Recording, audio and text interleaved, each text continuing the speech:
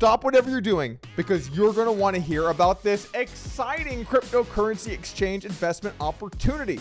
That's right. For just $25 million, you too can own part of the hottest exchange in crypto. We're talking about GTX, an exchange that we've known about for hours. You probably already have your checkbook out and you're asking, where can I send this money right now? But don't worry, I'm going to tell you a little bit more just so you 100% for sure know the legitimacy of this operation. And let's start off with the team. I mean, this is an all-star cast of people. Here we go. We've got people that ran a cryptocurrency hedge fund into the ground and people who ran a cryptocurrency exchange into the ground. Pretty much got all our bases covered on that one. But just in case that's not enough, you might be sitting there wondering, yeah, it sounds great, but is there going to be some kind of arbitrary and totally made up cryptocurrency token that I can trade on their exchange? And the answer is, of course there is. It's called USD, just some letters. It's a token, guys, on an exchange. Apparently the way it works is that people will get USDG if they had claims on FTX or possibly even Coinflex as well? Question mark, question mark. I think that might be the case. At this point, all we can do is hope that some of these tokens are going to pay out 5 to 20% annually. Oh man, this is a rough one today, guys. When I got sent this article a few hours ago that the 3AC guys, Suzu and Kyle Davies, were teaming up with the Coinflex guys, Mark Lam and Sudhu, I was taken aback because it's just so dumb. The main thing is it's so dumb. Since my statement I made about my partnership with Coinflex when it ended 6-7 months ago or whatever, I've mainly stayed out of the fray because my attorney said there's not really much upside for you here and we would recommend that you do not comment on this. So I've really just kind of stepped to the side and just watched to see how things go down. But at some point, you just got to do the Lord's work, you know? Let's look at that again. What the fuck, man? What the fuck? What are you thinking? I mean, I get what Kyle Davies and Suzu are thinking. They're looking for the next thing to run up a bankroll. By the way, I got to say, I love these bullet points underneath. Kyle Davies and Suzu, co-founders of Three Arrows Capital from 2012 to 2022, started with 1.2 million of partner capital and grew it to 4 billion plus. Damn, that's pretty impressive.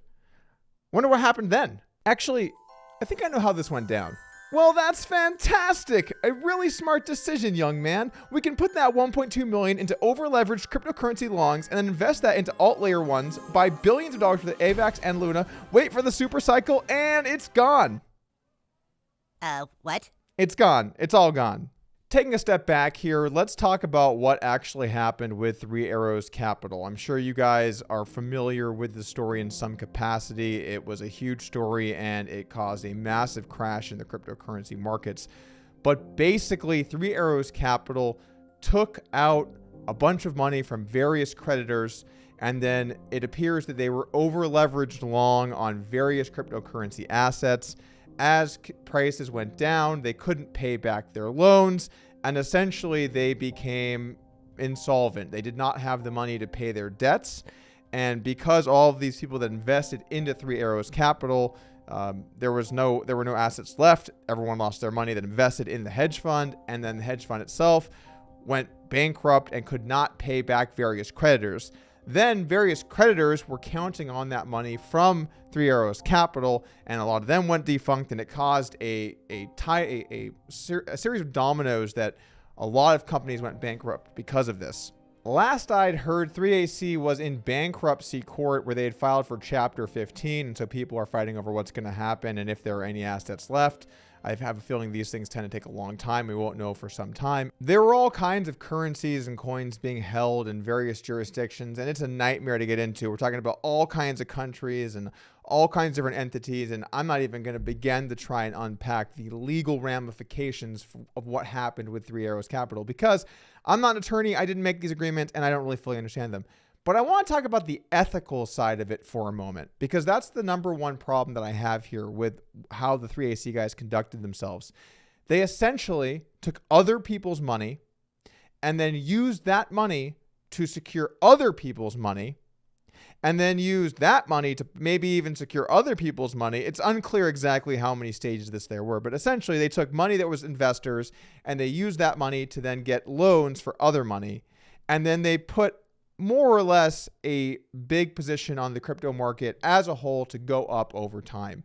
That was in the form of many different tokens. That was in the form of, I would imagine they were investing in certain cryptocurrency companies and different platforms, alt layer ones. Suzu went quite frequently onto Uncommon Core, a podcast where he would talk about his thoughts on essentially cryptocurrency. He talked a lot about Avalanche. He talked a lot about all kinds of different currencies like Luna.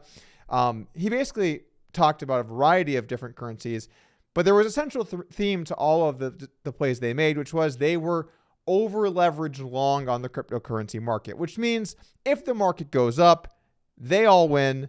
And because normally hedge funds get paid in a fee plus some kind of carry, which means when investors make money, the founders make money, they sort of free roll that upside where if they do make a lot of money, they now make a lot of money themselves because they get a cut of the money that the fund makes. I know that was a bit long-winded, and it's possible I don't have that exactly right because it's complicated, but that's my best understanding of things. My problem here is that they're essentially, the actions they took were extremely unethical. Now, I don't know if they were legal or not. It's going to depend on the jurisdictions. But in my opinion, they were extremely unethical because what they essentially did was took other people's money and then placed a very risky bet for the entire amount of the money, knowing if it goes badly, they're not going to be able to pay back the people they got the loans from. So they're risking investors' money, they're risking creditors' money, and they're essentially just trying to have it work out where if it goes well, they make millions or billions of dollars. It's fucked up. And I think when we get to the stakes here where we're talking about billions of dollars and people are taking actions that stand to hurt other people financially, and they know that they could happen if it goes badly. Look, like, I'm not an attorney. I can't tell you what's legally right or not, who's going to win in court. But I know fucked up when I see it. And risking other people's money to try and free roll that upside, it's messed up, and they shouldn't have been doing it. The question also has to be asked, how are they able to secure so much money from other lenders? Did they possibly double pledge collateral where they promised collateral to two people and then essentially couldn't pay both of them because they used the same collateral to secure other loans? We don't know. We don't know what the exact deals were made with these other companies. However, we do know, thanks to some articles out there that have compiled lists, we do know that Three Arrows Capital owes $3.5 billion to 27 companies and individuals who loaned the company money. The biggest creditor was Genesis Asia Pacific, which was a $1.2 billion claim against the company after providing the business with a $2.4 billion loan secured by 3AC's Grayscale Ethereum Trust, GBTC, Avalanche, and Near Protocol. You can also see all of Three Arrow Capital's creditors here.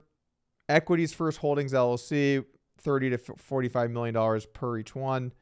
Voyager, $350 million stablecoins, as well as 15K Bitcoin, and many, many others in here as well. They also invested in Luna, which was pretty clearly a Ponzi-esque stablecoin that really had nothing holding up its value. As long as everything was going well, it would be fine. But it was kind of widely known within the crypto community that once a destabilizing event occurred, it could absolutely plummet down to zero. In fact, I talked about that on my channel, I don't know, a year ago or something before it happened. I'm not trying to say that I was a wizard that knew that was going to happen. It was pretty obvious if you followed things very closely. This is clearly just my opinion, but these guys are scum. And they knew exactly what they were doing, and their actions caused the entire crypto industry to lose, I don't know, half its value. There were contagion events that occurred because of them, second order events, third order events. They screwed over many, many, many people for many, many millions or billions of dollars. And I don't care if they legally could get away with it or if they technically didn't say exactly what they were doing with their collateral or not. The bottom line is what they did was unethical, in my opinion. That brings us to Tweedledum over here. I mean, what the fuck, guys? So for starters, and I'm sure a lot of you guys know this, I promoted Coinflex on this channel, or on my channels in general, I should say, for about 5 or 6 months when it became clear that they were not doing what they promised they would in their ads and actually collateralizing the money that they said was collateralized, I left the company and released a statement. However, I have talked to those people since.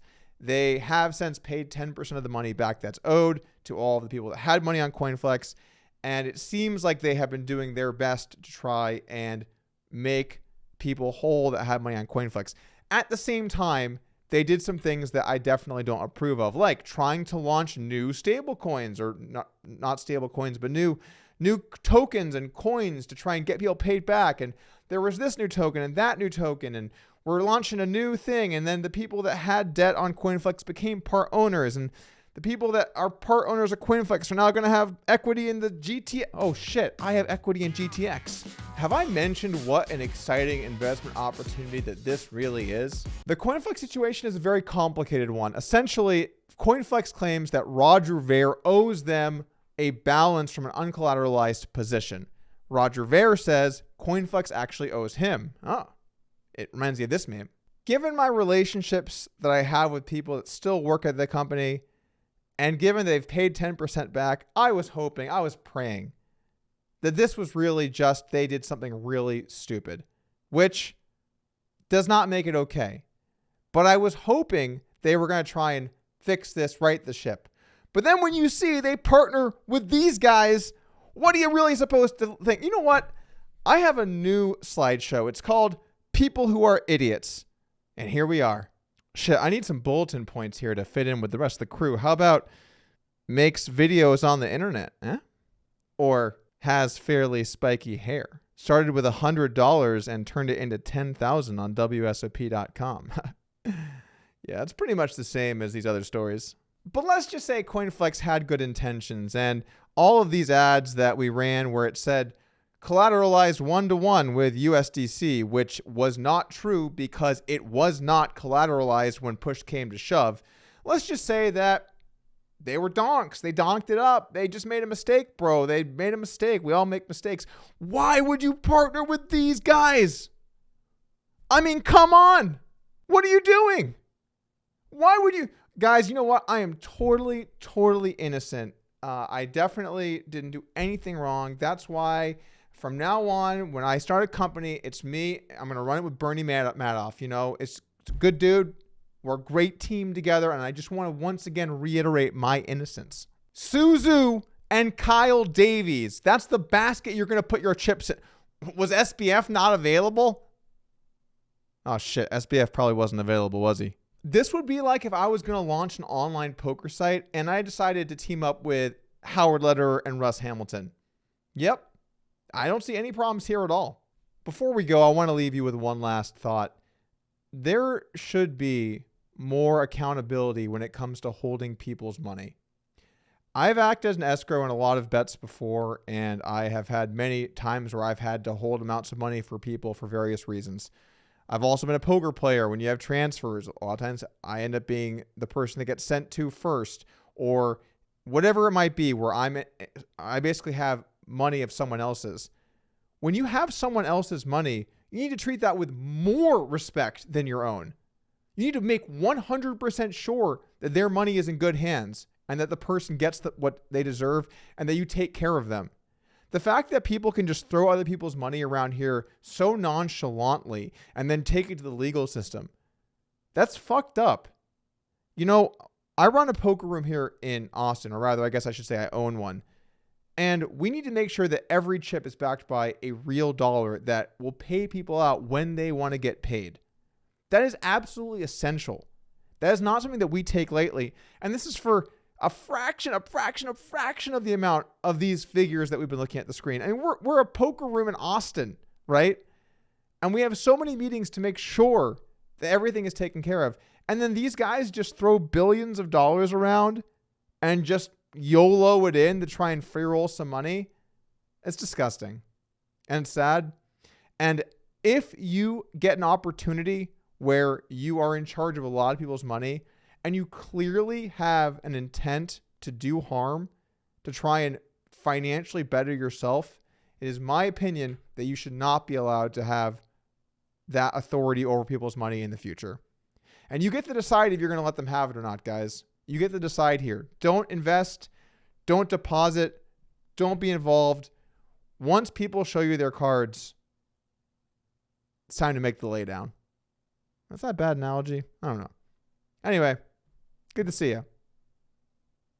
Oh, and by the way, these were all my opinions. As always. Peace.